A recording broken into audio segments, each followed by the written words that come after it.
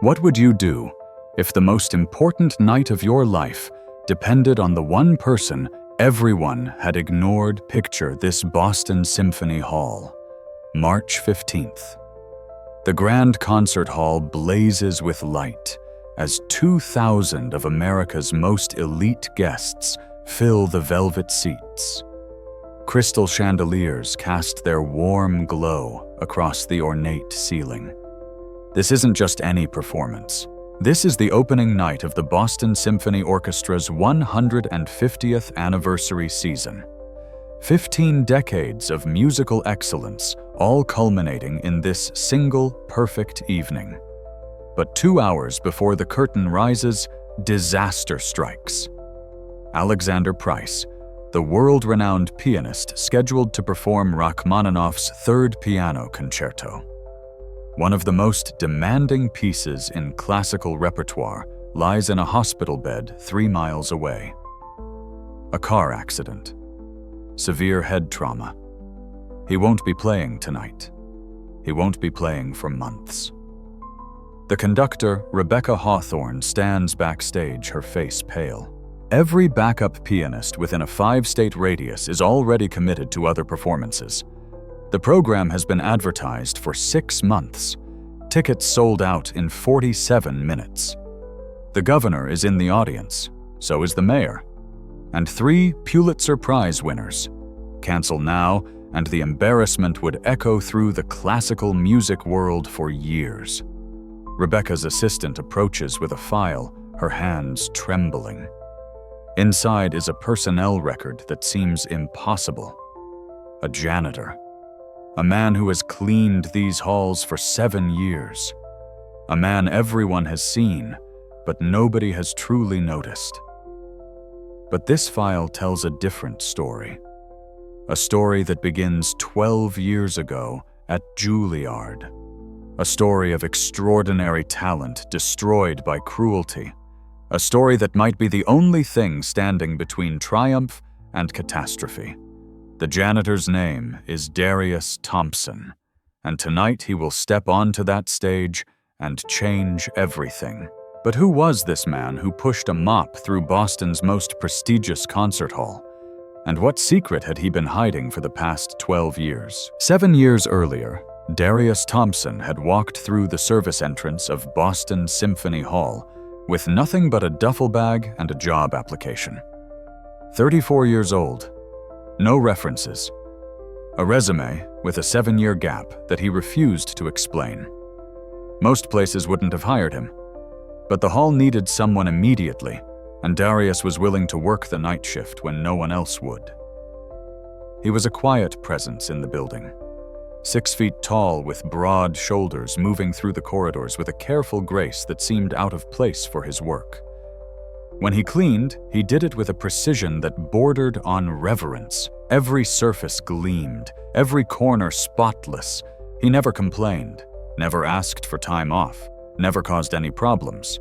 The only person who truly knew him was Tommy Rodriguez, another janitor who worked the same shift. Tommy was in his 50s, a man who had immigrated from Puerto Rico 30 years earlier and still carried the warmth of the island in his voice. He had seen something in Darius from the first day. A sadness that ran deep.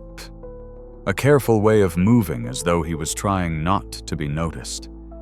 As though he was hiding from something. They would take their lunch breaks together in the basement break room, eating sandwiches and drinking coffee from a machine that never quite got the temperature right. Tommy would talk about his family, his 3 daughters, his wife's cooking.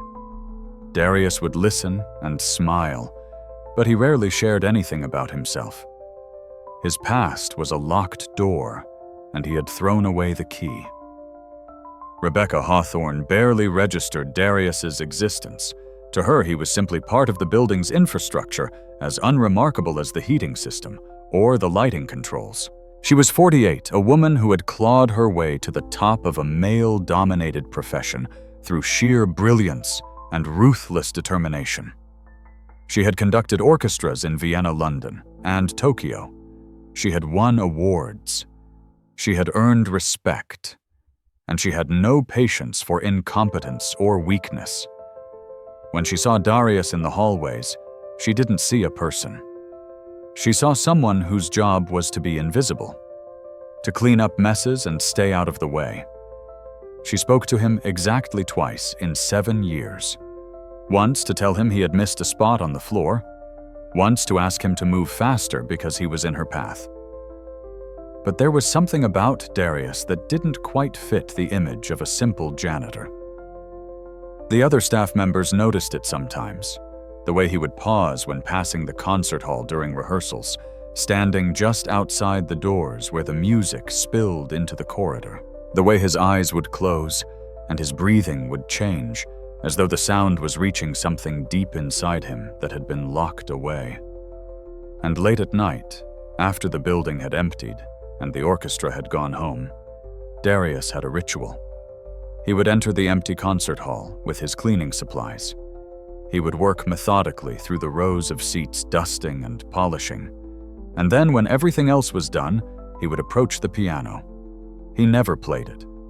That would have been a violation of the rules. But he would clean it with a care that bordered on worship. The Steinway Model D grand piano, 9 feet of polished ebony, capable of producing sounds that could make strong men weep. Darius would wipe down every surface, his fingers moving gently across the wood. And sometimes so briefly that anyone watching might have missed it, his right hand would hover over the keys. His fingers would curl slightly muscle memory, activating patterns that had been ingrained years ago. But he never let them touch, never let himself cross that line. Tommy noticed. Tommy always noticed, but he never asked. Not then. Some wounds he understood were too deep to probe. The night of March 15th had started like any other for Darius.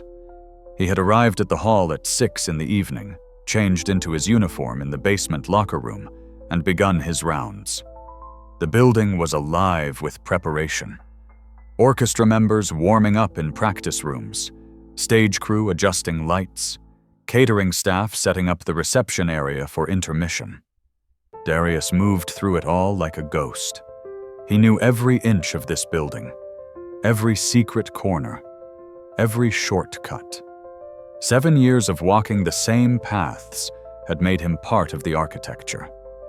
He was emptying trash bins on the 2nd floor when he passed one of the practice rooms and heard someone playing Chopin. He stopped just for a moment, letting the music wash over him. The pianist was good, very good, but there was a hesitation in the phrasing, a slight rushing of the tempo in the difficult passages. The kind of thing most people wouldn't notice. The kind of thing Darius couldn't help but notice. Rebecca Hawthorne's voice cut through the hallway like a knife. "Are you being paid to stand around?" Darius turned. She was striding toward him, her heels clicking sharply against the marble floor. She wore all black, as she always did. Her silver hair was pulled back severely. Her face showed the kind of controlled irritation of someone who had been dealing with incompetence all day. "No, ma'am," Darius said quietly. "Sorry, ma'am. The green room needs to be cleaned. The solo pianist will be arriving in an hour, and it needs to be perfect. Can you manage that, or do I need to find someone more capable?" The words were designed to cut, and they did. But Darius had learned long ago how to let them roll off him. He nodded and moved toward the green room, his cart squeaking slightly as he pushed it. Behind him, he heard Rebecca mutter to her assistant, "I don't understand why we can't get quality people for these positions." In the green room, Darius worked methodically. He vacuumed the carpet, wiped down the mirrors, arranged the flowers that had been delivered earlier, set out the bottled water and the fruit tray, made sure the temperature was exactly 70 degrees as specified in Alexander Price's contract writer. Tommy found him there 20 minutes later. "Hey, Dee, you see the crowd gathering outside? This is going to be a big one tonight." Darius nodded, adjusting a chair that was slightly out of alignment. "Anniversary concert. They've been preparing for months. You should hear them talk about this Price guy. Supposed to be the best pianist in the world or something. Played for the president. Sold out Carnegie Hall 3 nights in a row. Tommy leaned against the doorframe, watching his friend work. You know anything about classical piano? There was a pause, just a fraction of a second too long. Not really. Tommy had known Darius long enough to recognize a lie when he heard one, but he also knew when to let things go. Well, I'm looking forward to hearing it. They say this Rachmaninoff piece is supposed to be incredible, 35 minutes of the most difficult piano music ever written. Darius's hands stilled on the water bottles he was arranging. Rachmaninoff's Third. Yeah, that's the one. You know it, I've heard of it. Another lie. Darius knew that concerto better than he knew his own heartbeat. He had performed it once, a lifetime ago. The memory of it still lived in his fingers, even though he hadn't touched a piano in 12 years. Tommy was about to say something else when Rebecca's assistant burst into the hallway, her face ashen. She was on her phone, and her voice carried the kind of panic that makes everyone nearby stop and listen. When did this happen? Is he okay? No, I understand, but you have to understand what this means for us. 2 hours. We have 2 hours before curtain. She listened, and the color drained further from her face. Oh God. Okay. I'll tell Rebecca. She ended the call and stood there for a moment, looking like she might faint. Tommy and Darius exchanged glances. What happened? Tommy asked. The assistant looked at them as though seeing them for the first time. Alexander Price was in a car accident. Someone ran a red light and T-boned his vehicle. He's in the hospital with a severe concussion and possible spinal injuries. He's not coming. He's not playing tonight. The implications hit like a physical blow. The opening night of the 150th anniversary season. 2,000 people in the audience. No pianist, no backup, no time to cancel, no time to do anything. The assistant rushed off to find Rebecca, leaving Tommy and Darius standing in the hallway. Tommy let out a low whistle. Man, that's rough. What are they going to do? Darius didn't answer. He was staring at his hands, his right hand in particular. The scars were faint now, barely visible unless you knew where to look. But he could feel them. He could always feel them. Somewhere in the building, Rebecca Hawthorne was about to have the worst moment of her professional career. And Darius Thompson was about to face a choice he had spent 12 years avoiding. But to understand that choice, to understand what it meant, and why it terrified him, we need to go back. Back 12 years. Back to a time when Darius Thompson wasn't a janitor, invisible to the world around him. Back to a time when his name was spoken with reverence in the hallways of America's most prestigious music school. Back to Juilliard. 12 years ago, Darius Thompson was 22 years old and standing on the edge of everything he had ever dreamed of. The campus of Juilliard School stretched around him like a temple dedicated to the gods of music. Every building hummed with sound. Violins singing in practice rooms, voices scaling impossible heights, and pianos. Everywhere pianos. Darius had grown up in South Philadelphia, in a neighborhood where dreams were dangerous things to hold on to.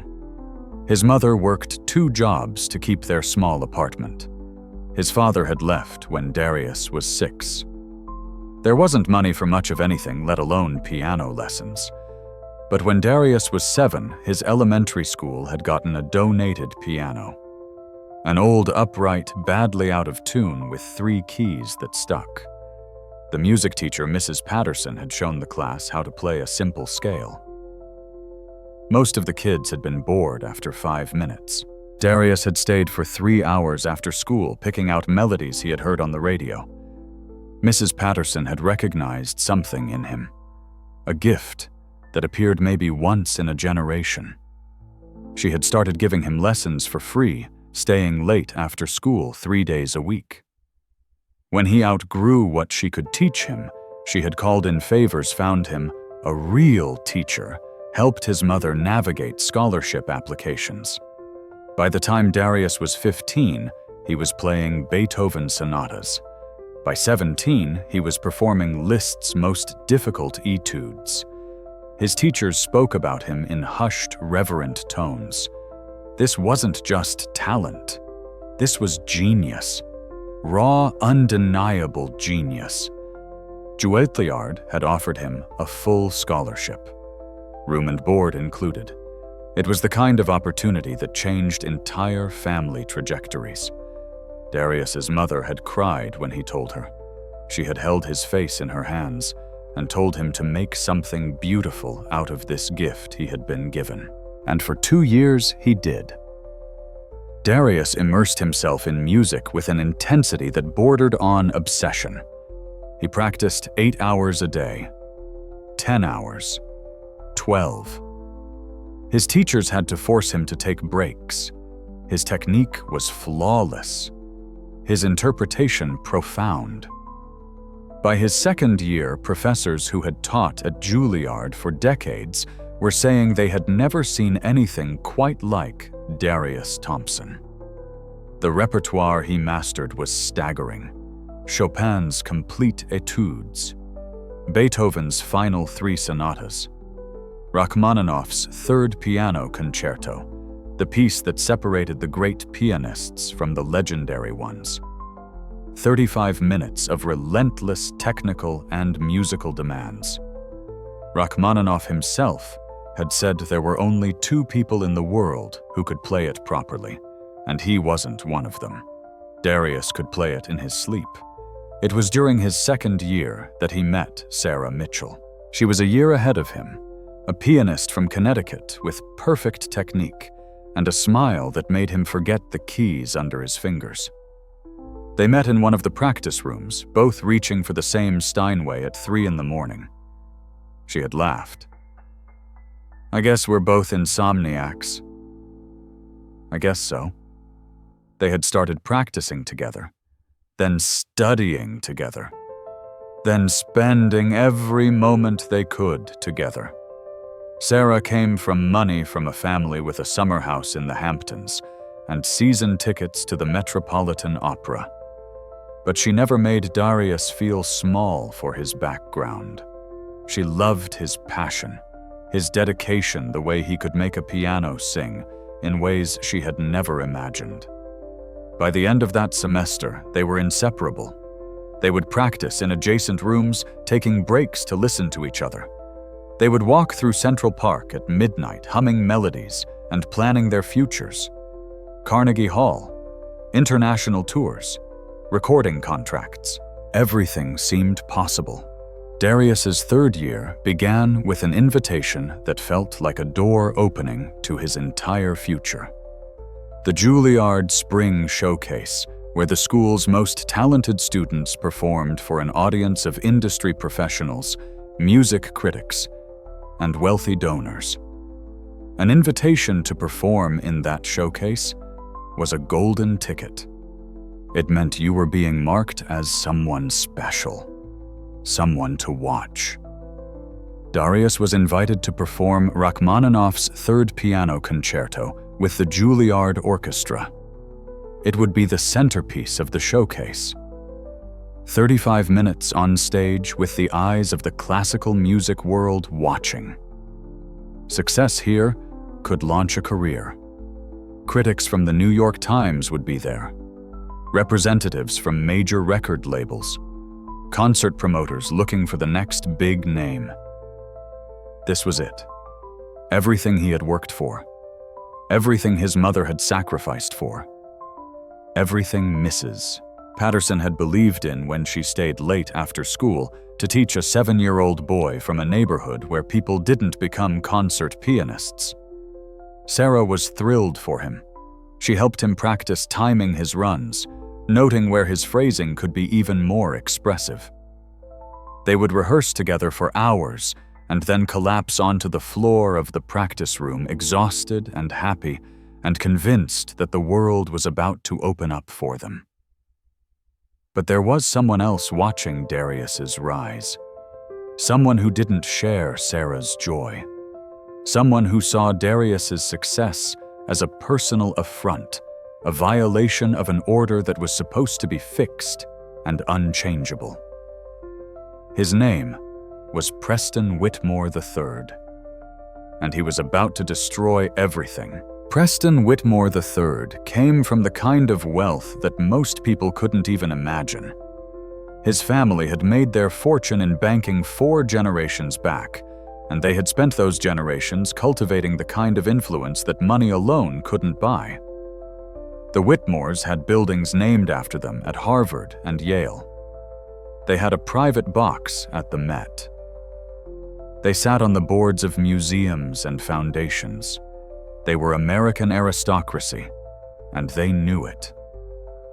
Preston had been raised to believe that the world was divided into 2 kinds of people: Whitmores and everyone else.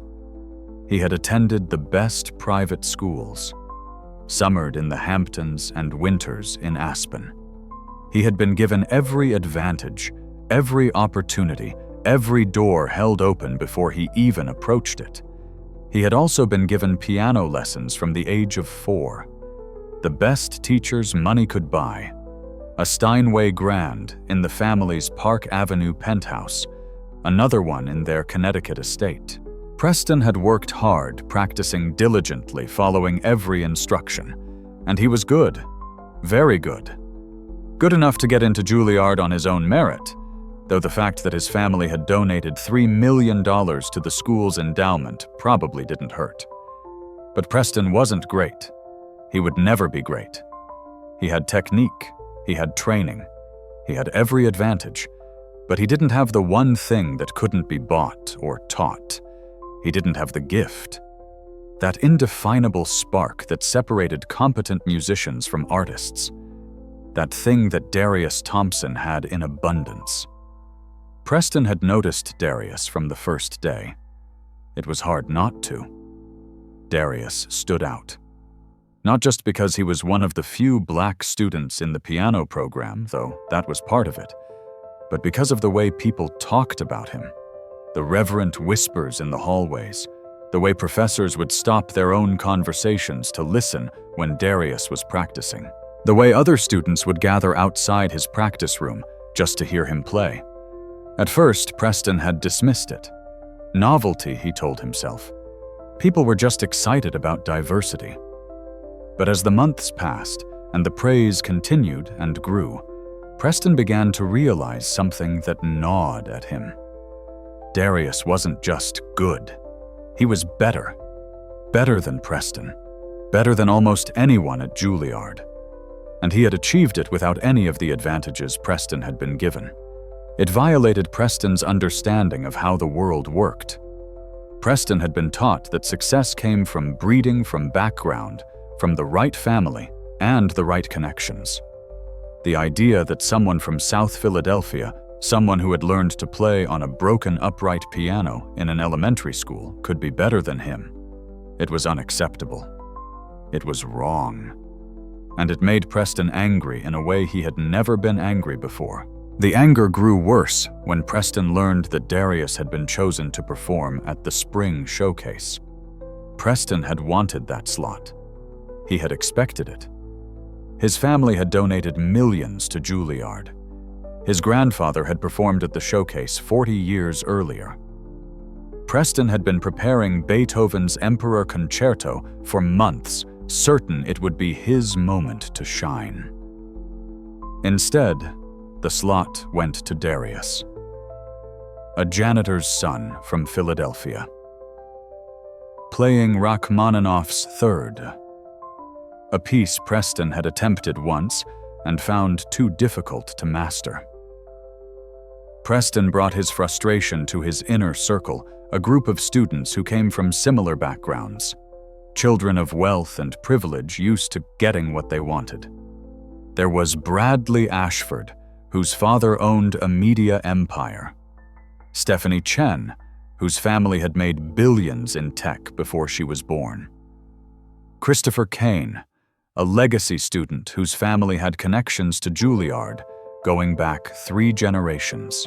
They would meet for drinks at expensive bars near Lincoln Center, places where a single cocktail cost $40, and the waitstaff knew better than to check IDs too carefully.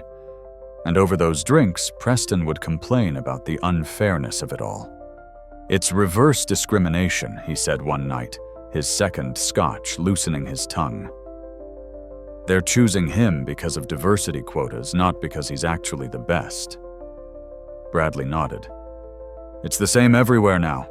Qualifications don't matter anymore. It's all about optics." Stephanie swirled her martini. "I heard Sarah Mitchell is dating him." Can you imagine? Preston's jaw tightened. He had dated Sarah briefly during their first year. It had ended badly, with Sarah telling him that he cared more about his family name than about music. The fact that she was now with Darius felt like another insult, another theft of something that should have been his. "Someone needs to remind him of his place," Christopher said quietly. "Someone needs to show him that you can't just walk into our world and expect to be treated like you belong." And so it began. Small things at first. Darius would find his practice room double-booked when he showed up. His sheet music would go missing from his locker. Someone would change the temperature in his practice room to barely above freezing in winter or stifling in summer. Darius tried to ignore it. He had dealt with worse growing up, but the harassment escalated. Someone started a rumor that he was only at Juilliard because of affirmative action, that his skills were exaggerated, that the faculty was afraid to fail him because of political correctness. The rumor spread through the school like a virus. Other students started looking at him differently, some with pity, some with resentment, some with doubt. Darius would walk into a room and conversations would stop. He would sit down at a piano and feel eyes on him, watching, judging, waiting for him to prove he didn't deserve to be there. Sarah told him to report it, to go to the faculty, to make it stop. But Darius refused. Complaining felt like weakness. Admitting that their words hurt felt like giving them power. He would prove them wrong with his playing. He would let his performance at the showcase speak for itself. But Preston wasn't finished. Not even close. The harassment intensified. Someone spray-painted a racial slur on Darius's locker. His scholarship paperwork mysteriously went missing from the administration office, causing a week of panic before it was found. Someone called his mother's workplace with a fake story about Darius being expelled, causing her to have a panic attack that sent her to the emergency room. The stress began to show in Darius's playing. His practice sessions became frantic, desperate. He would make mistakes he had never made before, his fingers stumbling over passages he could usually play perfectly. The confidence that had once come naturally began to erode, replaced by doubt and fear. Sarah stayed by his side through all of it, but even she began to feel the pressure. Preston cornered her one day outside of class, his voice friendly but his eyes cold. "You know his career is going nowhere, right? Even if he's good, which is debatable, the concert world isn't ready for someone like him in the spotlight. You're tying yourself to a sinking ship. Get away from me, Preston. I'm trying to help you, Sarah. Your career could be brilliant, but not if you're associated with him. People talk. Reputation matters in this industry." Sarah had stormed away, but Preston's words planted seeds of doubt. Not about Darius's talent, but about the reality of what they would face. The classical music world was notoriously conservative, dominated by old money and older prejudices. Would orchestras really hire Darius? Would critics give him a fair chance? Or would they always see him as the diversity candidate, the affirmative action success story? The doubts grew, and Preston saw them growing. He knew exactly how to exploit them.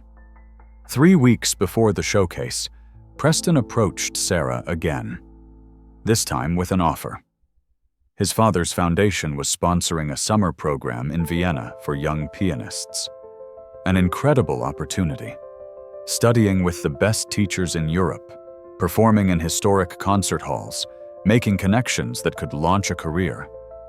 There was one spot left, and Preston could make sure Sarah got it. All she had to do was distance herself from Darius. Nothing dramatic. Just stop being seen with him so publicly. Stop defending him. Let nature take its course. Sarah refused. At first. But Preston was patient. He planted more doubts. Reminded her of the opportunities she might be sacrificing. Showed her articles about the harsh realities of building a career in classical music. Made her question whether love was worth throwing away her future. Slowly, gradually, Sarah began to pull away. Not all at once. But lunch dates got canceled. Practice sessions became less frequent. When Darius reached for her hand, she would find a reason to move away. She told herself it was temporary. Just until after the showcase. Just until things calmed down. But Darius felt it. The distance. The doubt. The slow erosion of the one relationship that had been keeping him grounded. And the pain of it was worse than anything Preston had done directly. 2 weeks before the showcase, Darius was practicing late at night alone in one of the school's smaller recital halls. The Rachmaninoff was coming together, the notes flowing from his fingers, with the kind of inevitability that marked truly great playing. But his heart wasn't in it. His mind was on Sarah, on the look in her eyes that afternoon when he had tried to kiss her and she had turned away. He didn't hear Preston and his friends enter the hall, didn't see them watching from the back row, didn't know they were there until Preston's voice cut through the music. Sounds a little rough, doesn't it? All those wrong notes. Darius's hands froze above the keys. He turned to see Preston walking down the aisle, Bradley and Christopher flanking him. Preston's face wore a smile that didn't reach his eyes. "I'm practicing. I'd appreciate some privacy. This is a school facility. We have as much right to be here as you do." Preston reached the stage and leaned against the piano. "Actually, I've been meaning to talk to you. About the showcase. I have nothing to say to you. That's unfortunate. Because I have a lot to say to you." Preston's smile widened. "You see, I've been thinking about fairness, about merit, about how selection processes should work, and I've come to the conclusion that your selection for the showcase was a mistake." Darius stood. "Get out." "The thing is, Darius, you don't belong here. You never did. Juilliard made a political choice, not an artistic one. And they're going to regret it." Preston walked around the piano, his fingers trailing across the polished wood. 2 weeks from now, you're going to stand on that stage. And you're going to fail. And everyone is going to see what I've known all along. That you're not special. You're just a diversity hire who got lucky. I said get out." Bradley and Christopher moved closer to the stage. Preston kept talking, his voice low and venomous. "Sarah knows it too. That's why she's pulling away. She realizes that being with you is career suicide. She'll come back to people like us, people who actually belong in this world." The rage that had been building in Darius for months finally erupted. He stepped toward Preston, his fists clenched. "You don't know anything about her, about me, about talent. You're just a spoiled rich kid who can't handle the fact that someone worked harder than you." Preston's mask finally cracked. His face twisted with genuine anger. "You think hard work matters. You think practice and dedication make you equal to us. My family built this country. My ancestors were funding the arts when yours were picking cotton. You're here because we allow it, and we can take it away just as easily." Darius lunged. Bradley and Christopher grabbed him, holding him back. Preston stood just out of reach, straightening his designer jacket. "Careful, Darius. Violence would get you expelled immediately. And then what would your mother think? All her sacrifices for nothing." Preston turned to leave, then paused at the edge of the stage. See you at the showcase. If you still have the nerve to show up. They left. Darius stood alone in the recital hall, shaking with rage and humiliation. He wanted to break something, to scream, to quit and go home and forget he had ever dreamed of being a concert pianist. Instead, he sat back down at the piano. And he played the Rachmaninoff from beginning to end, pouring every ounce of rage and pain and determination into the keys. The music filled the empty hall, powerful and defiant, and absolutely perfect. When he finished, his hands were shaking. But he had made a decision. He would perform at that showcase. He would prove Preston wrong. He would show everyone what he was capable of. He had no way of knowing that Preston had already set in motion the events that would destroy everything. That the worst was yet to come. That in 1 week, Darius's entire life would shatter in a way that could never be repaired. The nightmare was just beginning. The week before the showcase passed in a blur of relentless practice and mounting pressure. Darius barely slept. He would practice from morning until late into the night, sometimes falling asleep at the piano, his head resting on his arms, his fingers still curved as though ready to play. The faculty began to notice his exhaustion. His primary teacher, Dr. Elena Volkov, a stern Russian woman who had performed with the Moscow Philharmonic for 20 years before coming to Juilliard, pulled him aside after a lesson. "You are pushing too hard," she said, her accent thick, but her English precise. "I have seen this before, students who practice until they injure themselves, until they burn out. You must rest." "I'm fine," Darius insisted. "The showcase is in 5 days. I need to be perfect. You are already perfect. The piece is in your fingers, in your heart. More practice now will only make you stale. Go home. Sleep. Come back fresh." But Darius couldn't stop. Every time he tried to rest, he would hear Preston's voice in his head. He would see the doubt in Sarah's eyes. He would remember his mother's tears when he left for Juilliard and feel the weight of her expectations crushing down on him. Sarah had stopped returning his calls. He would see her on campus, always from a distance, always surrounded by other people. Once he caught her eye across the cafeteria. She had looked away quickly as though the sight of him caused her pain. The rejection hurt more than anything Preston had done.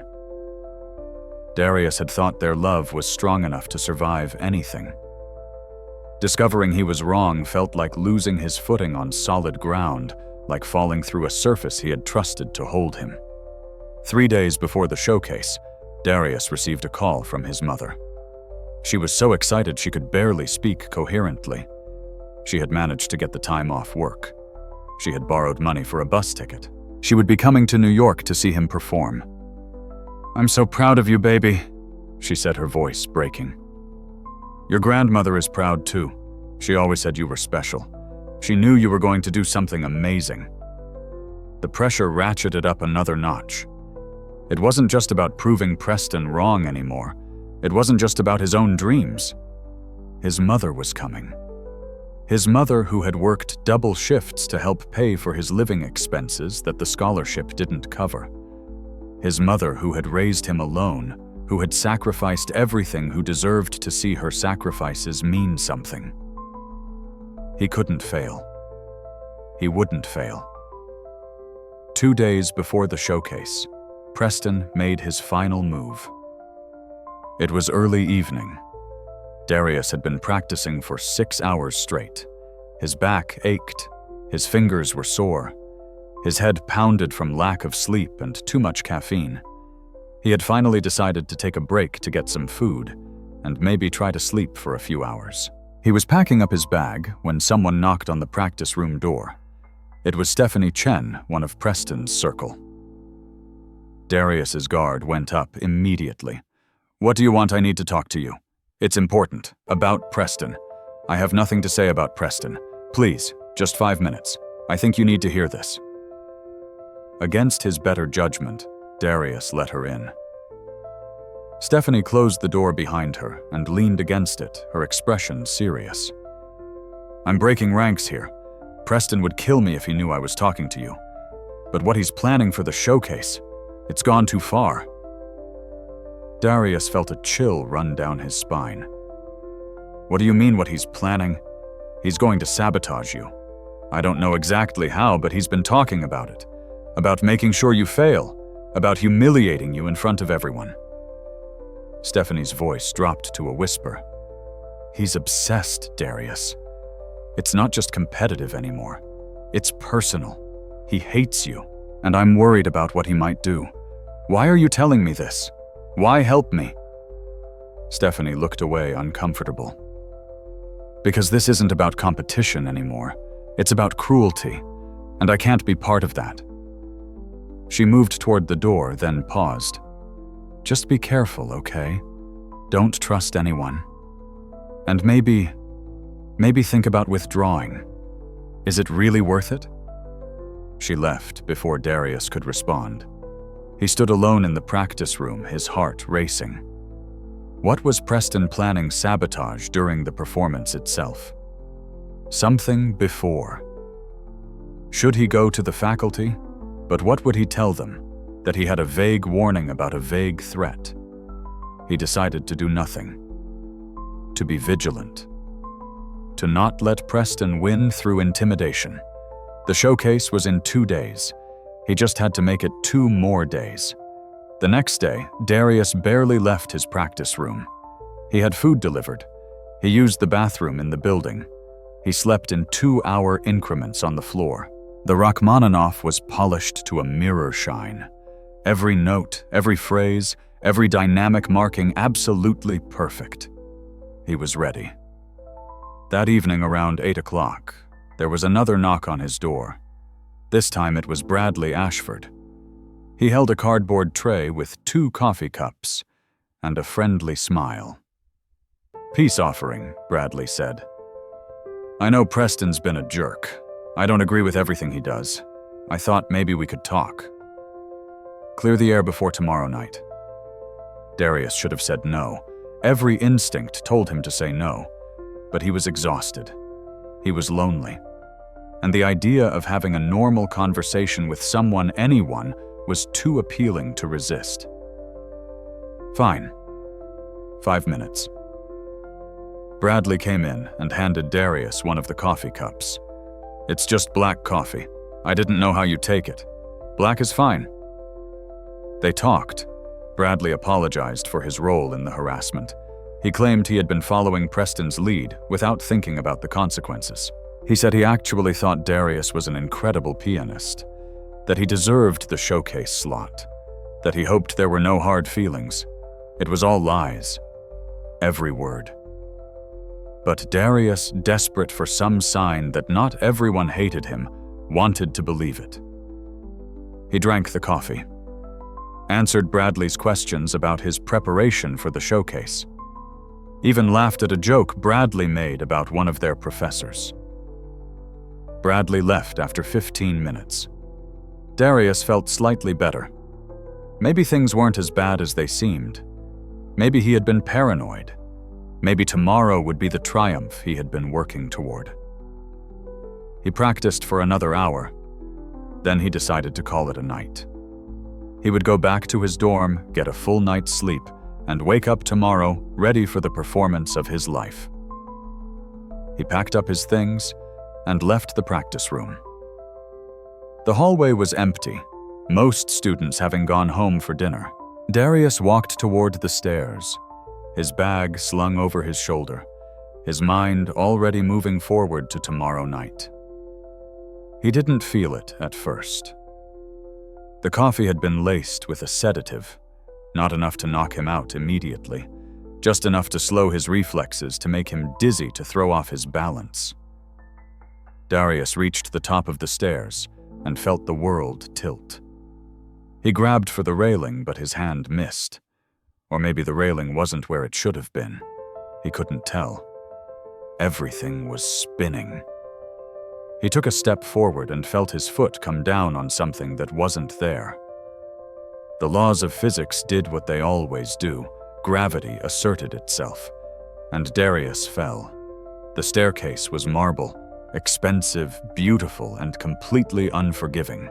Darius tumbled down 18 steps, his body hitting each one with sickening force. He tried to catch himself, tried to grab the railing, but his drugged reflexes were too slow. His right hand slammed against the sharp edge of a step. He heard something snap. Felt pain unlike anything he had ever experienced. He came to rest at the bottom of the stairs in a crumpled heap. The pain in his hand was overwhelming, but worse was the fog in his mind. Why couldn't he think straight? Why had he fallen? What had happened? Footsteps above him. He looked up through blurred vision to see Preston standing at the top of the stairs, Bradley next to him, both of them looking down with expressions that mixed satisfaction with something darker. Preston took out his phone, snapped a photo, then turned and walked away. Someone found Darius 20 minutes later, a janitor making evening rounds. An ambulance was called. Darius was taken to the hospital where doctors examined his right hand and delivered the news that shattered his world into pieces too small to ever reassemble. 3 of the tendons in his right hand had been severed. The bones in 2 fingers were fractured. There was nerve damage that the doctors described as extensive. Emergency surgery was performed that night, but even as they operated, the head surgeon knew what the outcome would be. Darius would regain function in his hand. He would be able to use it for everyday tasks. But the precision required for concert-level piano playing, the split-second timing, the delicate control, the ability to execute passages that pushed the limits of human capability, that was gone. Permanently. When Darius woke from surgery, his hand was wrapped in bandages and his mother was sitting beside his bed, tears streaming down her face. Dr. Volkov was there too. She told him what the doctors had said. Told him gently in her accented English that his career as a concert pianist was over. The showcase went on without him. Preston performed in his place playing Beethoven's Emperor Concerto. He received polite applause, a few favorable reviews, nothing that would launch a major career, but that was okay. Preston hadn't needed to be brilliant. He had just needed Darius to not be there. The investigation into Darius's fall was perfunctory. He had been found with traces of a sedative in his system, but there was no way to prove how it had gotten there. He insisted he had been drugged, that Preston and Bradley were responsible, but there was no evidence. The coffee cup had been thrown away. Security cameras in that hallway had mysteriously malfunctioned that evening, and Preston's family lawyers made it very clear that any accusations would be met with defamation lawsuits that would destroy what little Darius had left. Sarah visited him once in the hospital. She cried. She said she was sorry. She said she had made a mistake in pulling away. But when Darius looked at her, all he could see was the doubt in her eyes. The doubt that had started this whole chain of events. He asked her to leave. She did. He never saw her again. Darius left Juilliard 2 weeks later. He never officially withdrew. He just stopped attending classes, stopped responding to emails, stopped existing in that world. The scholarship money stopped coming. The offers that had been tentatively extended disappeared. The future that had seemed so bright and certain evaporated like morning mist. His mother tried to help, tried to encourage him to find another path, another dream. But Darius was hollow. The music was gone. Not just from his hand, but from his soul. He couldn't listen to it, couldn't think about it, couldn't bear to be reminded of what he had lost. He moved from city to city, taking jobs that required no thought, no passion, no part of himself that mattered. He washed dishes. He stocked shelves. He cleaned offices. And slowly, gradually, he became invisible. Just another person that the world looked past without really seeing. 7 years later, a position opened at Boston Symphony Hall for a night janitor. Darius applied. He got the job, and he spent the next 7 years cleaning the same halls where music he could no longer play was performed night after night. He told himself he had moved on, that he had accepted his fate, that the past was behind him. But the past is never really behind us. It waits. It watches. And sometimes it gives us one more chance. The chaos in Boston Symphony Hall was reaching critical mass. 2 hours until curtain. No pianist. 2,000 seats filled with people who had paid premium prices and would not accept cancellation. The board of directors was already being notified. Rebecca Hawthorne's career was hanging by a thread. She stood in her office surrounded by her assistants and orchestra managers, all of them throwing out increasingly desperate suggestions. We could have one of the local university professors step in. None of them know the Rachmaninoff Third well enough. It's too difficult. What if we change the program entirely? Perform something else, and tell the audience that we sold them tickets under false pretenses. We could offer refunds and reschedule. Do you have any idea what that would do to our reputation? To our anniversary season? The arguments continued in circles, each solution more impossible than the last. Rebecca felt her carefully constructed world crumbling around her. 15 years she had worked to become the conductor of a major American orchestra. 15 years of sacrificing everything else in her life for this position. And it was going to end in humiliation because of a random car accident and the impossibility of finding a replacement on 2 hours' notice. Her assistant, Janitor, was going through personnel files, looking for anyone with any classical music training. Kitchen staff ushers, box office workers. It was absurd, but they were out of options. "Wait," Jennifer said, her voice strange. "Rebecca, you need to see this." She handed over a file. Darius Thompson, janitor. Rebecca barely glanced at it. "What am I looking at?" "Look at his education history." Rebecca scanned down the page and her eyes stopped. Juilliard School. Attended for 2.5 years. Piano performance major. Scholarship student. Is this a mistake? I called HR. It's accurate. Darius Thompson, our janitor, studied piano at Juilliard. The room went silent. Everyone was staring at Rebecca. She was staring at the file, her mind racing. A janitor who had studied at Juilliard. It made no sense. People didn't go from Juilliard to pushing a mop, not unless something had gone catastrophically wrong. "Find him," Rebecca said. "Find him now." Tommy Rodriguez was found first. He was finishing his rounds on the 3rd floor when Jennifer tracked him down. "Where's Darius?" "Probably in the basement break room." "Why?" "What's going on?" They found Darius exactly where Tommy predicted, sitting alone with a sandwich he hadn't touched, staring at nothing. He looked up when they entered, his expression confused. "Darius Thompson?" Jennifer asked, though she knew exactly who he was. "Yes, Rebecca Hawthorne needs to see you immediately. It's urgent." Darius followed them upstairs, his confusion growing. In 7 years, Rebecca had barely acknowledged his existence. Now she needed to see him urgently. He ran through possibilities in his mind. Had he done something wrong? Was he being fired? Rebecca's office was crowded. She stood behind her desk. Her usual composure cracked around the edges. When Darius entered, her eyes locked onto him with an intensity that made him want to step back. "Is it true? You attended Juilliard?"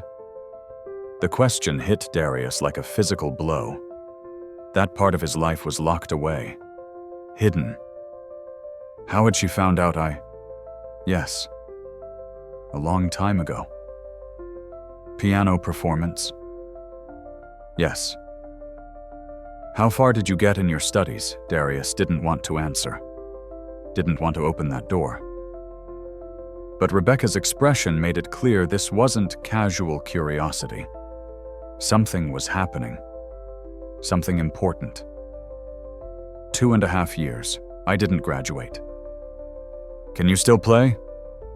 The question hung in the air. Darius looked at his right hand. The scars were barely visible now, but he could feel them. Always feel them. He hadn't played a piano in 12 years, hadn't even tried. The fear of discovering his hand no longer worked, that the one thing he had been good at was truly gone forever, had kept him away. Why are you asking me this? Rebecca took a breath. Alexander Price is in the hospital. He can't perform tonight. We have no backup. The concert starts in less than 2 hours. We need a pianist who can play Rachmaninoff's third piano concerto. And according to your transcript, which I had my assistant pull from Juilliard's records, you prepared that exact piece during your time there. The room started spinning. Darius grabbed the back of a chair to steady himself. They wanted him to perform tonight on the stage of Boston Symphony Hall, in front of 2,000 people. After 12 years, I can't. Can't or won't both. I haven't played in 12 years. My hand... He trailed off. How could he explain the injury, the trauma, the fear, the certainty that if he tried and failed, it would break him all over again? Rebecca's voice softened slightly. Darius, I know I haven't been kind to you. I know I've barely treated you like a human being, and I'm sorry for that. But right now, you might be the only person in this entire city who can save this concert. I need to know. Can your hand still play I Don't Know? Then let's find out. Tommy had followed them upstairs. Now he stepped forward, his hand on Darius's shoulder. Dee, listen to me. I've worked with you for 7 years. I've seen the way you look at that piano when you clean it. I've seen your fingers move like they're playing when you think no one's watching. Whatever happened to you, whatever made you stop, this is your chance. You don't understand. Then help me understand. Darius closed his eyes. He saw Preston's face at the top of the stairs, saw the hospital room, saw his mother crying, saw the future he should have had dissolving into nothing. The fear of reliving all of that was paralyzing. But somewhere buried deep under the fear and trauma was something else. A tiny ember of the person he used to be. The person who had played Rachmaninoff with such passion that it made people cry. The person who had dedicated 8 hours a day to his craft because he loved it more than anything else in the world. If I try, and I can't do it, Darius said quietly. If my hand doesn't work anymore, you'll know. Everyone will know. And I won't survive that. Rebecca met his eyes. And if you don't try, you'll spend the rest of your life wondering. At least this way you'll know. At least this way you'll have an answer. Tommy squeezed his shoulder. I'll be right there with you, brother, whatever happens. Darius looked at his hand again, at the scars that had defined his life for 12 years, at the fingers that had once been capable of magic and might now be capable of nothing. He thought about his mother, who had believed in him when no one else did. He thought about Mrs. Patterson, who had stayed late after school to teach a kid from a neighborhood where dreams didn't come true. He thought about all the years he had spent hiding from music because the pain of losing it was too great to bear. And he thought about Preston. Preston, who had taken everything from him. Preston, who had won because Darius had been too broken to fight back. Okay, Darius whispered. I'll try. They brought Darius to the main concert hall. Empty now, but in 90 minutes it would be filled with 2,000 people. The stage was set. The Steinway Model D grand piano sat under the stage lights, 9 feet of polished perfection. Darius walked toward it slowly, each step feeling like walking toward a cliff edge. His heart was pounding. His hands were shaking. 12 years. 12 years since he had sat at a piano and tried to make music. He sat on the bench. The familiar feel of it, the exact height, the way his feet naturally found the pedals. Muscle memory from thousands of hours of practice. His hands hovered over the keys. The right hand, the injured hand, the hand that had betrayed him. "Whenever you're ready," Rebecca said from the front row. Her voice was gentle now. She understood on some level that she was witnessing something profound. Darius let his hands drop to the keys. The touch was familiar and foreign at the same time. He pressed down gently on a C major scale. 1 octave, slowly. The notes came out clean, precise. His fingers remembered, but there was stiffness. 12 years of disuse couldn't be overcome in a moment. He tried again, faster this time. Better. The muscle memory was there, buried, but not dead. He started the opening of the Rachmaninoff. The brooding, ominous chords that begin the piece. His right hand struggled with the stretches, the tendons pulling in ways they hadn't in over a decade. Pain shot through his wrist. He stopped breathing hard. "I can't." "Yes, you can," Tommy called from the back of the hall. "I can hear it, Dee. It's there. You just need to trust it." Darius tried again. The first page, then the second. The famous second theme, the melody that Rachmaninoff had supposedly written while listening to church bells in Russia. Darius's fingers found it shaped. It gave it voice. The sound filled the empty hall, and for just a moment Darius forgot everything except the music. But then came one of the difficult passages. A rapid scale in the right hand spanning 3 octaves at a tempo that required perfect precision. His hand locked up. The notes came out uneven, stumbling. He stopped again, frustrated. "It's been 12 years, Rebecca said. "You're not going to get it perfect in 10 minutes. But you know this piece. I can hear that you know it. Your body remembers. You just need to trust it. What if I get out there and my hand gives out in the middle? What if I humiliate myself and ruin the concert? Then we'll deal with it. But right now, you're the only chance we have. And honestly, Darius, I think you need this as much as we do." She was right. He did need this. He needed to know if the music was truly gone, or if it had just been waiting for him to be brave enough to reach for it again. For the next hour, Darius practiced. Not the whole concerto. There wasn't time. But the most difficult passages. The ones that would require his right hand to function at its highest level. Slowly, gradually, the stiffness began to ease. The muscle memory reasserted itself. The notes became cleaner, more confident. It wasn't perfect. There were still passages that gave him trouble. Still moments where his hand would cramp, and he would have to shake it out. But it was possible. That was the revelation.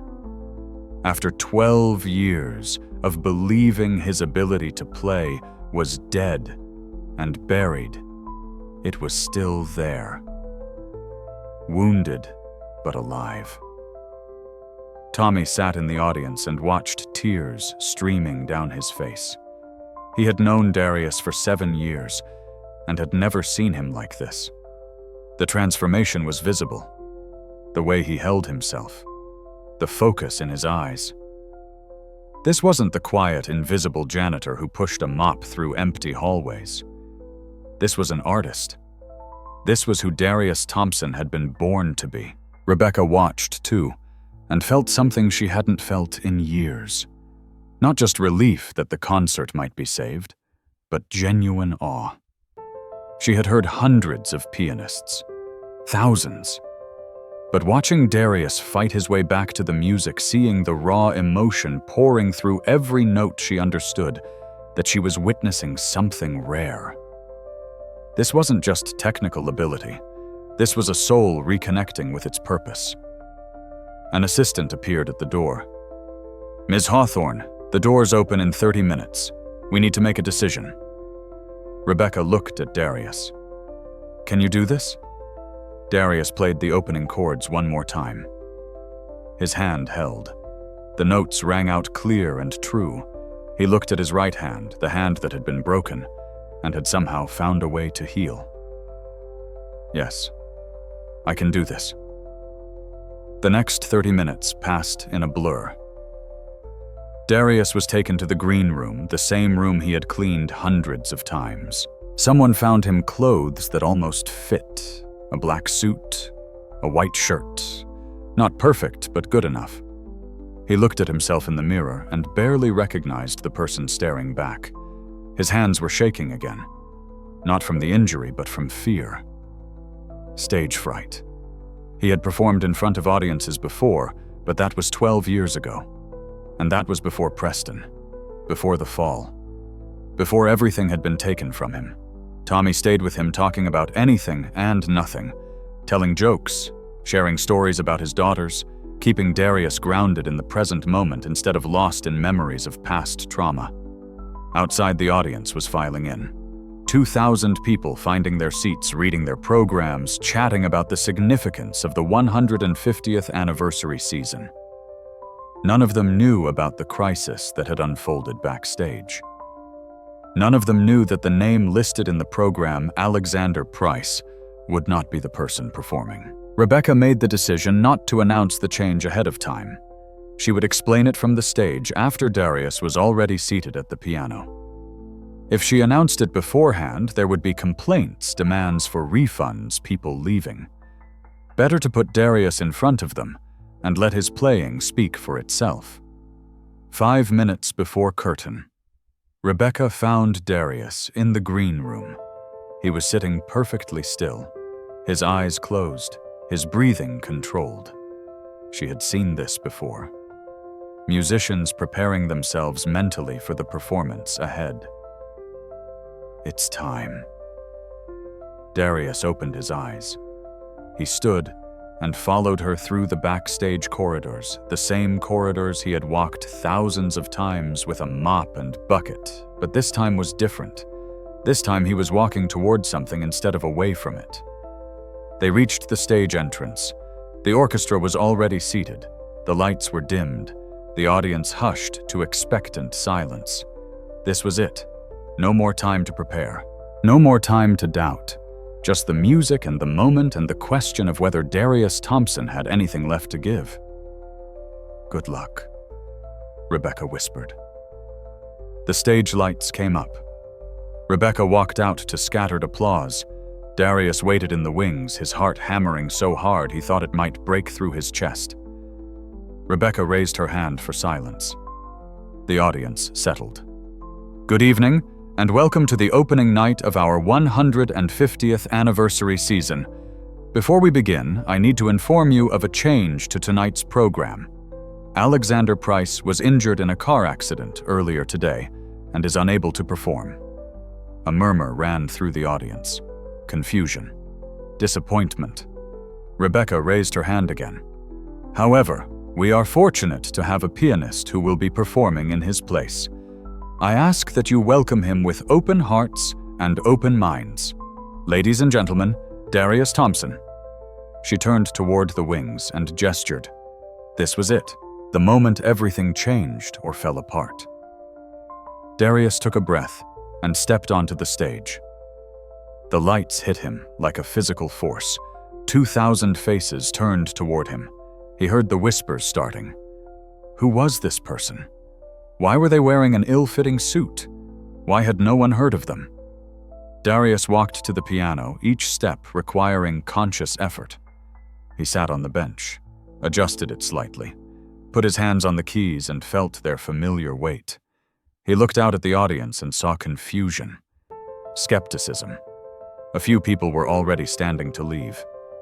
This wasn't what they had paid for.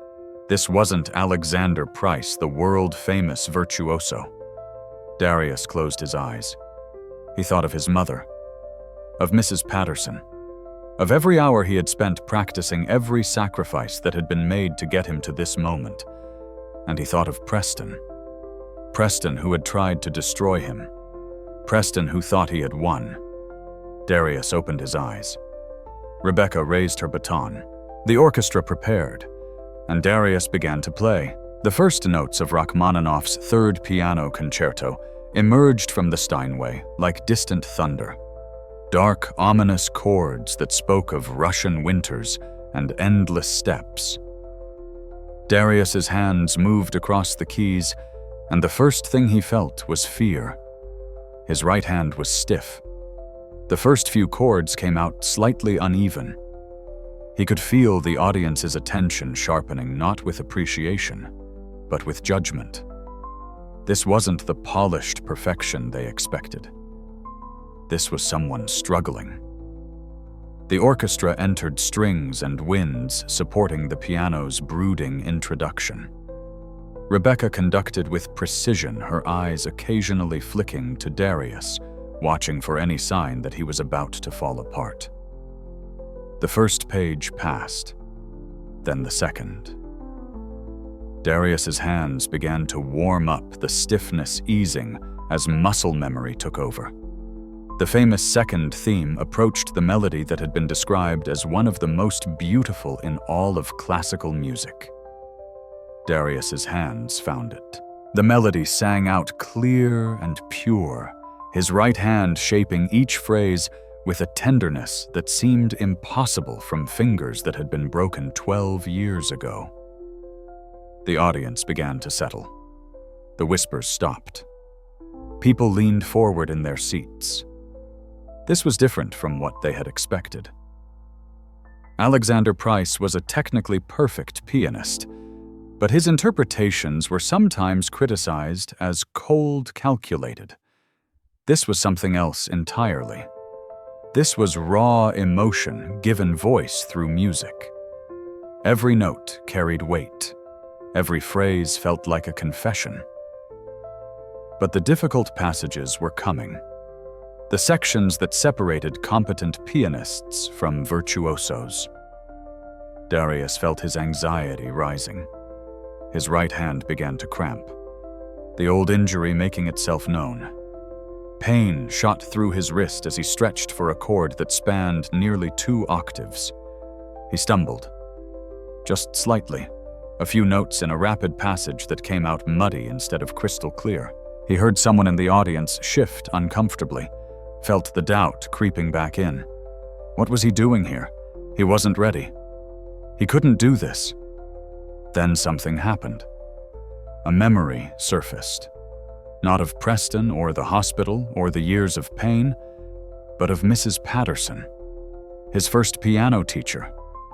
He was 7 years old again, struggling with a simple piece, ready to give up.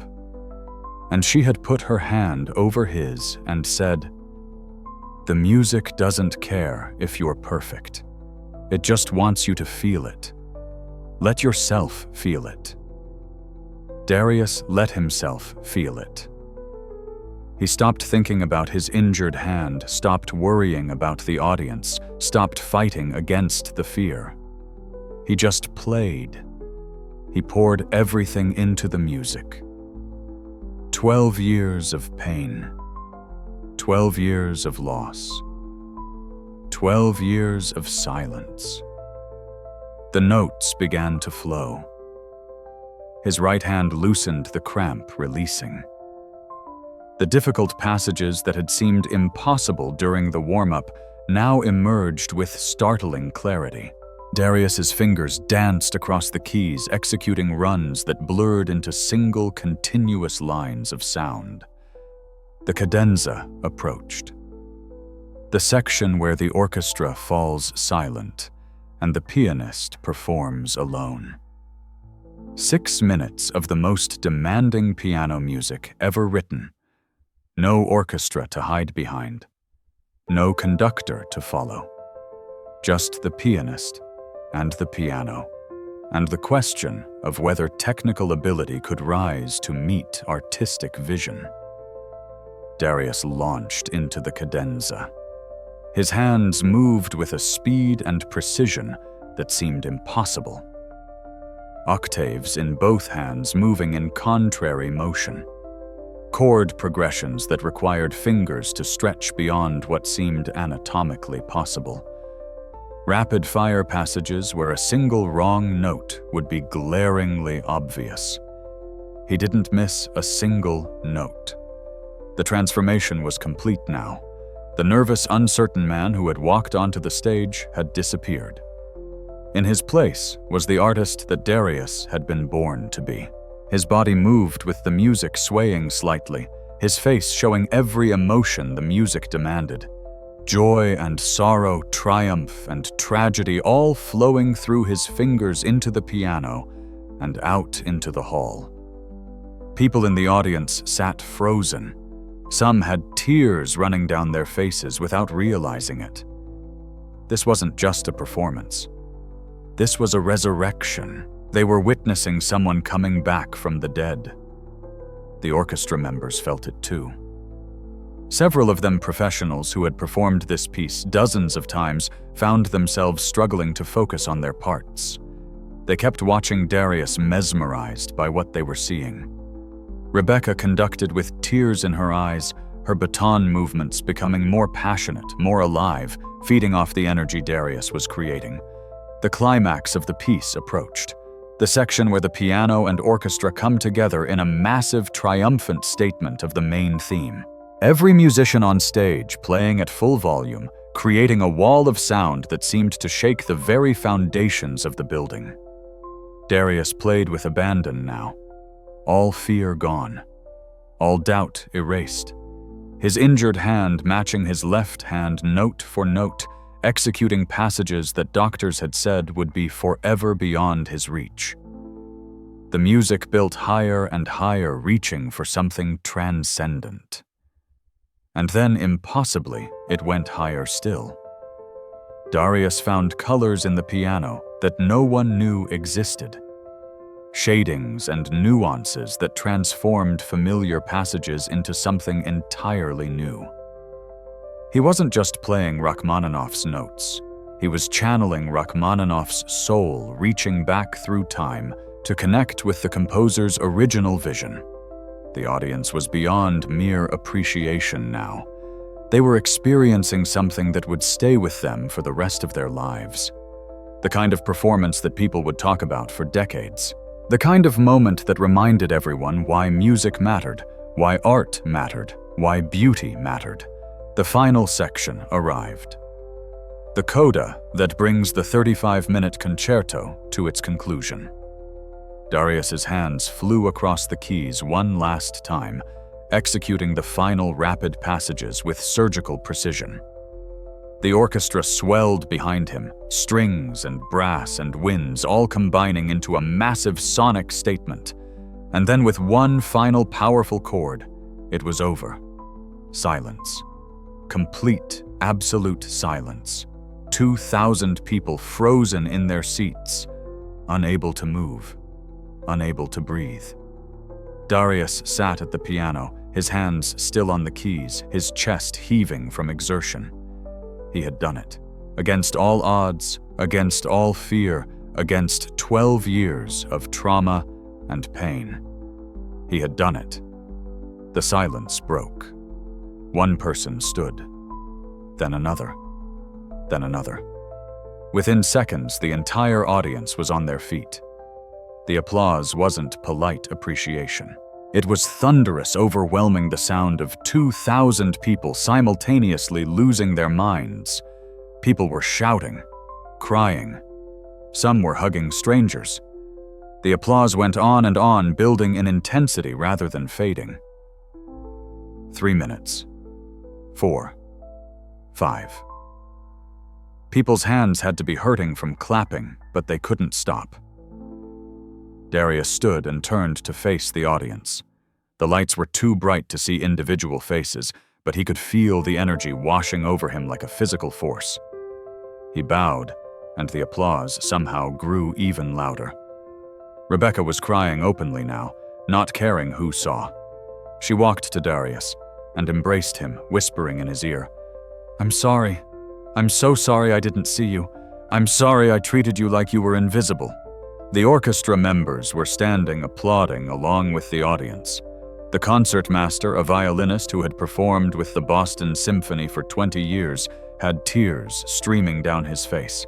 He had never heard anything like what he had just witnessed. In the back row of the concert hall, Tommy Rodriguez stood with his phone out, recording everything. He had managed to get a seat at the last minute, refusing to miss this moment. He watched his friend standing on that stage, finally receiving the recognition he had deserved 12 years ago, and he felt a fierce pride that made his chest tight. The applause continued. 6 minutes now. 7. It became clear that the audience wasn't going to stop. Ushers tried to encourage people to sit down for the second half of the program, but no one moved. This was the performance. Nothing else mattered. Finally, after 9 full minutes of continuous applause, the audience began to settle. But they didn't sit down. They remained standing, a silent testament to what they had just experienced. Darius walked off stage on shaky legs. The adrenaline that had carried him through the performance was fading, leaving exhaustion in its wake. He made it to the wings before his legs gave out. He sat down hard, his back against the wall, and let the emotions crash over him. He had done it. He had faced his greatest fear and survived. More than survived. He had triumphed. The music wasn't dead. It had been waiting patient and faithful for him to be ready to come back to it. Rebecca found him there. "Are you okay?" Darius looked up at her and laughed. It was a slightly hysterical sound, but it was genuine. "I don't know. You just gave one of the greatest performances this hall has ever seen, and I've been here 15 years. She sat down next to him. "I need to know something. What happened to you? Why were you working as a janitor when you can play like that?" Darius looked at his right hand, at the scars that told a story he had never shared. "It's a long story. I have time." So Darius told her. About Juilliard, about Preston, about the fall and the injury and the 12 years of hiding. Rebecca listened without interrupting, her expression growing darker as the story unfolded. When Darius finished, Rebecca was quiet for a long moment. Then she said, "Do you know what happened to Preston Whitmore?" "None. I've avoided anything that might tell me. I didn't want to know. He's a businessman now, runs his family's foundation, still lives in New York, still part of high society." Rebecca pulled out her phone. "I think it's time that changed." "What do you mean?" But before Rebecca could answer, Tommy burst through the stage door with his phone held high. "Dee, you're not going to believe this. The video is already going viral. I posted it on YouTube during the performance. It already has 50,000 views." Darius stared at the phone. The title of the video read, "Janitor Gives Performance of a Lifetime, Boston Symphony Hall." The comments were flooding in faster than they could be read. People were tagging music critics, journalists, major media outlets. This wasn't just a successful performance. This was becoming a phenomenon. And in New York City, in a penthouse office overlooking Central Park, Preston Whitmore III was about to see that video. And his carefully constructed life was about to start falling apart. The video spread across the internet like wildfire. By the next morning, it had 10 million views. By the afternoon, 20 million. Major news outlets picked up the story. Janitor's secret past revealed in stunning performance, from cleaning floors to playing Rachmaninoff, the Darius Thompson story. Tommy's video had captured everything. The nervous beginning. The moment when Darius found his confidence. the transcendent passages that made audiences weep. And most importantly, it had captured the audience's reaction. 9 minutes of standing ovation. 2,000 people losing their collective minds. Music critics who had attended the concert published reviews that bordered on religious ecstasy. The Boston Globe called it the most important musical performance in the city's history. The New York Times ran a front-page article. International papers picked up the story. Within 72 hours, Darius Thompson went from invisible janitor to the most talked-about pianist in the world. But the story didn't end there. People started asking questions. How does a Juilliard student end up as a janitor? What happened during those missing years? The internet did what the internet does best. It investigated. Tommy had more than just the performance video. He had been collecting evidence for 7 years, ever since he had met Darius, and sensed the tragedy lurking behind his friend's careful silence. Tommy had a particular set of skills developed during his youth in Puerto Rico. He knew how to find information, how to ask the right questions, how to dig without being obvious. 3 years ago, Tommy had found a security guard who had worked at Juilliard 12 years earlier. The guard had been at the bottom of that staircase minutes after Darius fell. He had seen Preston and Bradley at the top of the stairs, leaving just as he arrived. He had thought it was suspicious, but had never been asked to give a statement. The investigation had been perfunctory, rushed closed, without real scrutiny. Tommy had also found the janitor who had thrown away the coffee cup. He remembered it because it had seemed strange. A coffee cup placed carefully in the trash, not dropped or discarded normally, but placed. He had mentioned it to his supervisor at the time, but nothing had come of it. And then Tommy found the prize.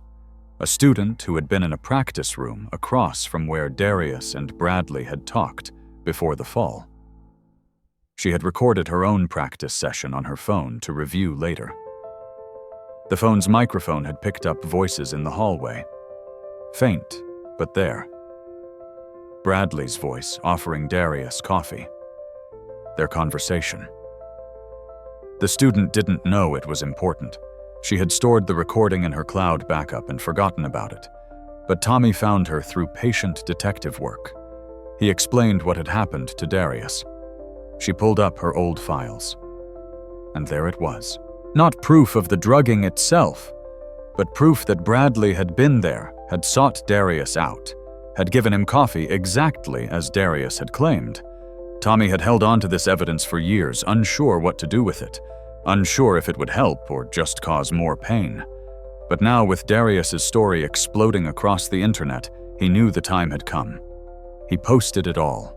The security guard's statement, the janitor's testimony, the audio recording. He posted it with a detailed timeline of events and a simple message. This is what really happened to Darius Thompson. This is why a generational talent spent 12 years pushing a mop instead of performing on the world's greatest stages. The response was immediate and volcanic. Within hours, journalists were digging deeper. They found other Juilliard students from that era who remembered Preston's circle, who remembered the bullying, who had witnessed events, but had been too intimidated to speak up at the time. They spoke up now. The story evolved from Janitor gives amazing performance to talented black musician destroyed by wealthy white students. It hit every nerve in American society. Class warfare, racial injustice, the corruption of institutions that protect the privileged. The story went from inspiring to enraging. Preston Whitmore III was at a charity gala when his phone started blowing up. Text messages from friends, calls from his lawyers, emails from the board of his family's foundation. All of them saying the same thing. There's a video you need to see. There's a story you need to read. He watched Tommy's video in the bathroom of the Plaza Hotel, his face growing pale. He recognized Darius immediately, even after 12 years. He read the articles, saw the evidence Tommy had posted, watched as his name appeared again and again, each mention more damning than the last. His first instinct was to deny everything. He called his lawyers the same firm that had protected him 12 years ago. But this time was different. This time the evidence was public. This time millions of people were watching. This time the press smelled blood. By the next morning, Juilliard announced they were opening an investigation into the incident from 12 years ago. They issued a statement expressing concern and promising a thorough review. The subtext was clear: they were distancing themselves from Preston and his family's donations. Preston's wife saw the articles. She had married into wealth and prestige, but she had standards. She moved out that afternoon, taking their 2 children with her. The board of the Whitmore Foundation held an emergency meeting and asked for Preston's resignation. His social circle, the same people who had enabled his cruelty 12 years ago, suddenly discovered they had prior commitments when he called. Bradley Ashford and the others in Preston's old circle were named in the articles. Their lives began to unravel too. Bradley worked for his father's media company. His father, reading the public mood and worried about advertiser backlash, quietly fired his own son. The others faced similar consequences as their employers decided that association with them was a liability. But the most satisfying moment came 5 days after the performance. The Manhattan District Attorney's Office, pressured by public outcry and the new evidence, announced they were reopening the investigation into Darius's fall. They were considering criminal charges: assault, conspiracy, civil rights violations. Preston Whitmore III, who had spent 12 years believing he had gotten away with destroying someone's life, was about to face consequences for the first time in his privileged existence. Darius watched it all unfold from Boston. Part of him felt vindicated. Justice delayed by 12 years, but arriving nonetheless.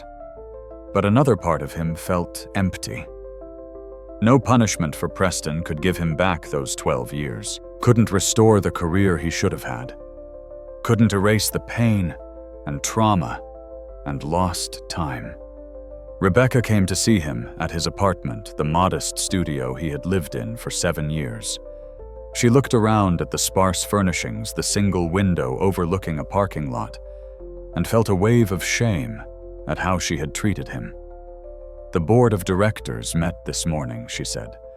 "They want to offer you a position. Principal pianist with the Boston Symphony Orchestra. Full salary. Benefits. Everything." Darius looked at her for a long moment. "Why?" "Because you're extraordinary. Because you deserve it. Because it's 12 years overdue. Is it because of the publicity? Because having me would be good?" PR. Rebecca flinched. The accusation hit home because there was truth in it. The board was absolutely thinking about the publicity value. But that wasn't the whole story. Partly, she admitted. But also because I heard what you did with that Rachmaninoff. I've conducted orchestras for 20 years. I've worked with the best pianists in the world. And what you did that night, I've never heard anything like it. I need time to think about it." "Of course. Take all the time you need." Rebecca stood to leave, then paused. "I also wanted to tell you that I'm sorry for how I treated you, for not seeing you. I was wrong." After she left, Darius sat alone in his apartment. His phone had been ringing constantly for days. Agents, record labels, concert halls. Everyone wanted a piece of the viral sensation.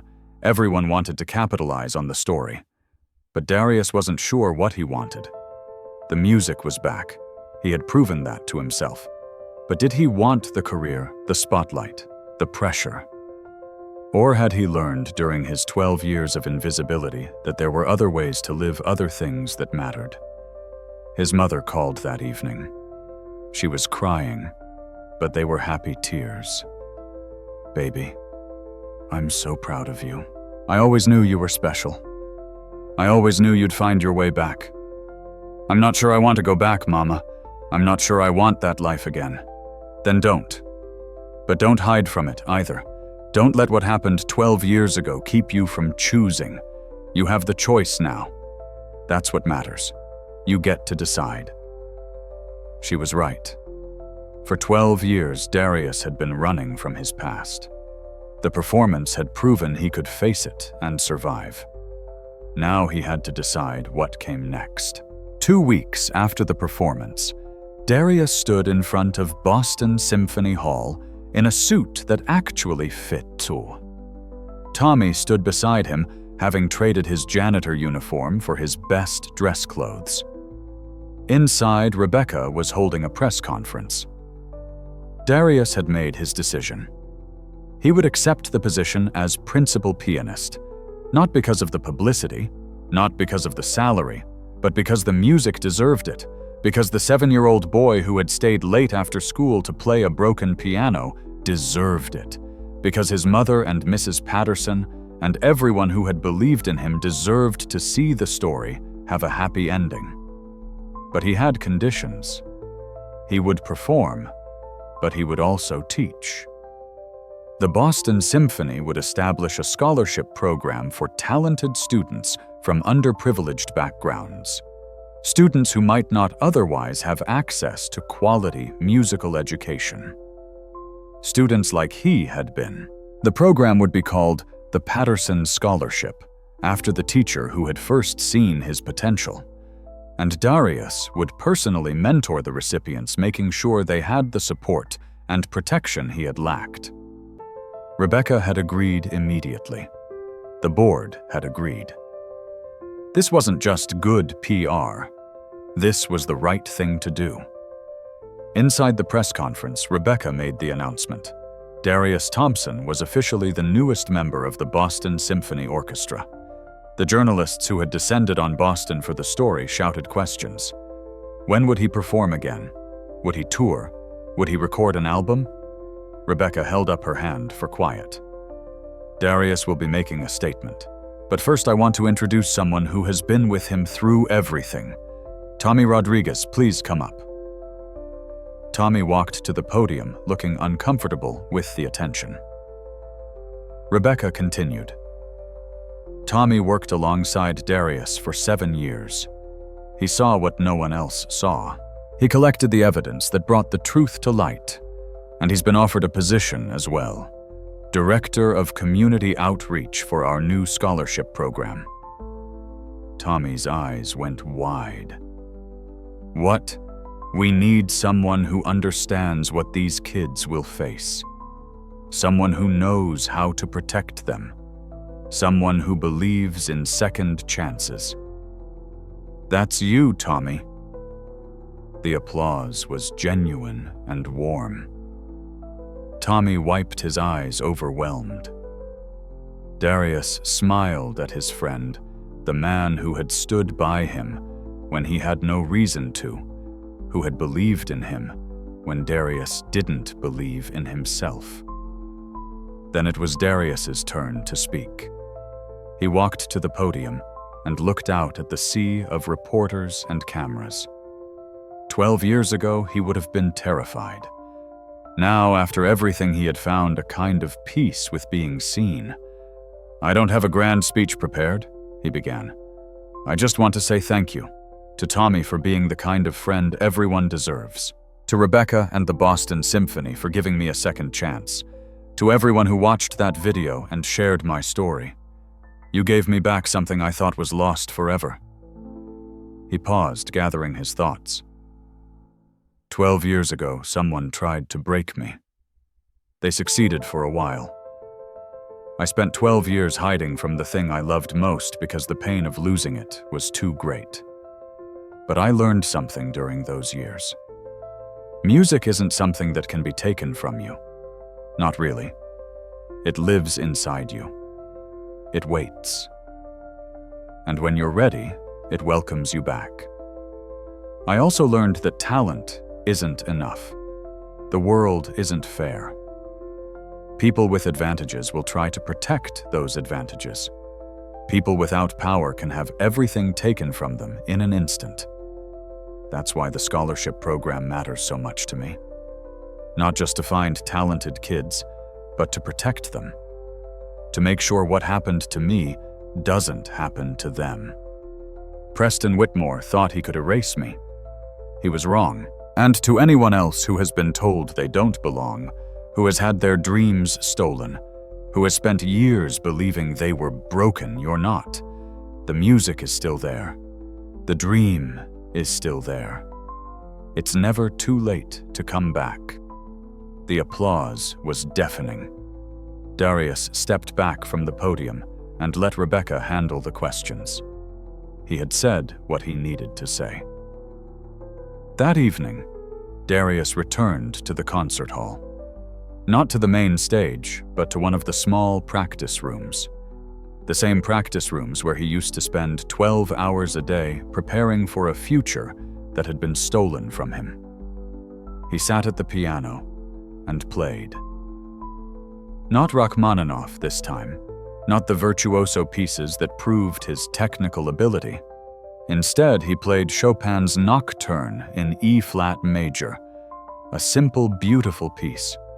The kind of music that didn't require explanation or analysis, music that existed purely to be beautiful. He played it for his mother, for Mrs. Patterson, for the 7-year-old boy who had discovered magic in a broken upright piano, for the 22-year-old young man whose life had been shattered, and for the 34-year-old survivor who had found his way back. The music filled the practice room, gentle and pure. No one was there to hear it, except Darius. And that was perfect. Because this wasn't about performance or recognition or proving anything to anyone. This was about joy, about the pure pleasure of making something beautiful exist in the world. When he finished, Darius sat in silence for a moment. Then he smiled. A genuine, unguarded smile. For the first time in 12 years, he felt whole. Outside the practice room, Tommy leaned against the wall, listening. He had followed Darius to the hall, wanting to make sure his friend was okay. What he heard through the door made him cry again, but these were happy tears. The janitor who had become a musician. The broken man who had become whole. The story that had seemed to end in tragedy, but had found its way to hope. Tomorrow, there would be rehearsals, contract negotiations, interviews, the complicated work of rebuilding a life and career. But tonight there was just the music, just the sound of healing, just the proof that some things once lost can be found again. Darius Thompson had come home. And the music had been waiting for him all along. If you believe in second chances, if you believe that talent and perseverance can overcome even the cruelest obstacles, then Darius's story is for you. It's a reminder that the people we overlook, the ones we consider invisible, might be carrying greatness inside them. All they need is an opportunity. The Patterson Scholarship that Darius established has already helped 15 young musicians from underprivileged backgrounds attend prestigious music schools. It provides not just financial support, but mentorship protection and the knowledge that someone believes in them. As for Preston Whitmore, he's facing criminal charges. His career is over, his reputation destroyed. Justice, it turns out, might be delayed, but it isn't always denied. If this story moved you, if it made you think about the people you might have overlooked in your own life, then share it. Subscribe to this channel for more stories about extraordinary people overcoming impossible odds. Leave a comment about your own experience with second chances with talent that almost got lost with dreams that survived against all odds. Because these stories matter. They remind us that the arc of the universe might bend toward justice, but only if we're willing to fight for it. Only if we're willing to see the invisible people and hear their voices and give them the chances they deserve. Darius Thompson played Rachmaninoff's third piano concerto in front of 2,000 people and brought them to their feet for 9 minutes of continuous applause. But the real miracle wasn't the performance. It was the survival. It was the refusal to let cruelty have the final word. It was the decision after 12 years of darkness to step back into the light. Thank you for watching. Thank you for listening. And remember, it's never too late to come back to the thing you love. The music is still there, waiting for you to be brave enough to reach for it again.